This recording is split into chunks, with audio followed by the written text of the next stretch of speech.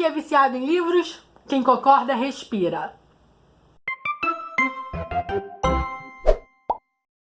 Olá todo mundo! Sejam bem-vindos a mais um vídeo do Veda e hoje eu vim trazer pra vocês a lista que mais me inspirou nesse booktube e que eu ainda não tinha feito. Livros que irão te viciar é uma lista que eu vi no canal do Kleb, no canal da Dermaid, no canal da Vitória, um monte de canais. Eu não tinha feito ainda, gente, porque faltava eu descobrir quais eram os livros que eram viciantes. Na verdade, eu tive que estudar essa ideia, porque fazer lista, gente, não é tão simples assim, não. Você tem que realmente entender a essência daquilo que você está fazendo, daquilo que você está reunindo. E o que é um livro que vai te viciar? Quando é um livro viciante? O que realmente isso significa? O que você quer dizer com isso, Karine? Livros que irão te viciar, na verdade, é uma reunião de livros que tem incríveis começos. Eles já prendem logo no início e te prendem a tal ponto de que você não vai conseguir abandoná-los até o momento que você terminar. São livros muito bons e eles são bem escritos, e eles são rápidos. No final das contas, eles vão te apetecer assim, ó. Você vai se sentir em outro universo. Todos esses livros tiveram leituras absolutamente rápidas. Eu devorei todos esses livros, então vamos começar. O primeiro livro que eu não posso deixar de falar é A Morte de Sarai, da Jessica Wedmask. Ele não é tão falado assim no Brasil, mas nesse momento estão gravando o filme dele, que é um filme que vai ser latino, já que ele se passa ali praticamente no Novo México. E esse livro fala de uma protagonista que vive sob o comando de um traficante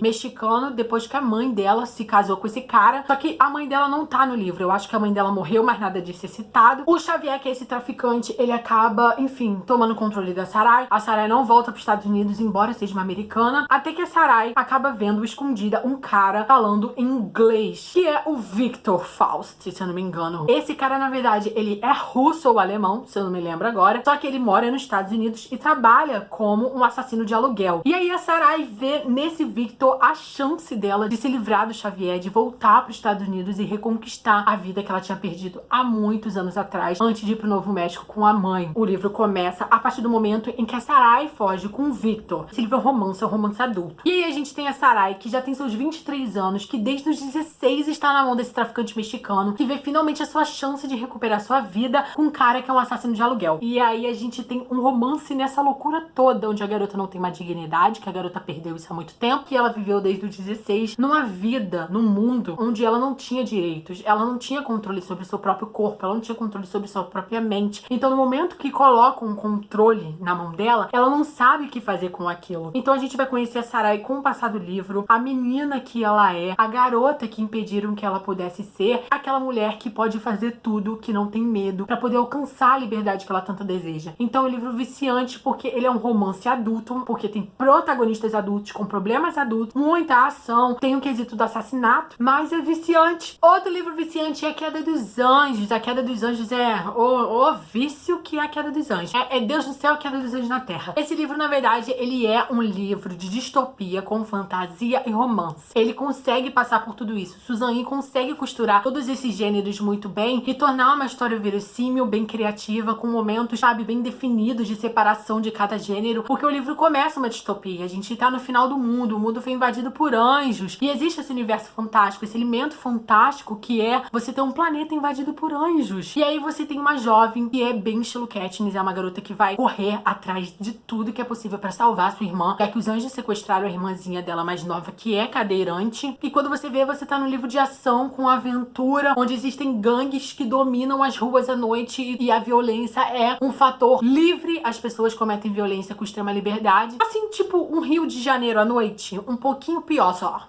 E claro, tem a ficção científica. Por que a ficção científica? Porque o universo é futurístico. E aí a gente tem a tecnologia e todo o conhecimento dos anjos em relação à ciência. Então isso traz uma carinha, um traço de ficção científica que torna o livro ainda mais assustador. A Queda dos Anjos é um livro sombrio, porque os anjos não são bonzinhos, eles estão na Terra e ninguém sabe por quê. Um terço da população foi dizimada nesse processo de invasão, então você sabe que eles não estão aqui em paz. E se os anjos também estão em guerra consigo mesmo, a gente também não sabe se eles estão cometendo crimes entre eles. E aí tem o romance, quando você vê, já foi. O próximo livro é Encruzilhada, da Casey West. Esse é um thriller com romance e vai contar a história de uma protagonista que tem a habilidade de enxergar o futuro a partir de uma decisão que ela precisa fazer. Toda vez que ela tem que fazer uma escolha e ela não sabe exatamente que decisão tomar, ela acaba visitando o futuro quase numa espécie de sono de 5 minutos e descobrindo os dois possíveis caminhos que isso pode fazer a partir da escolha que ela tomar. No início do livro, a nossa protagonista tem que tomar a decisão de se vai sair da cidade em que mora com o pai ou se vai ficar na cidade com a mãe, que estão se separando. E aí ela vai visitar o futuro para descobrir o que fazer. E cada capítulo alternado vai contar um dos possíveis caminhos. Você se encanta pelos dois mocinhos que vão aparecer nos dois caminhos, só que em ambos os caminhos tem decisões difíceis, tem momentos difíceis que vai acontecer. A nossa protagonista tem que fazer essa escolha. Gente,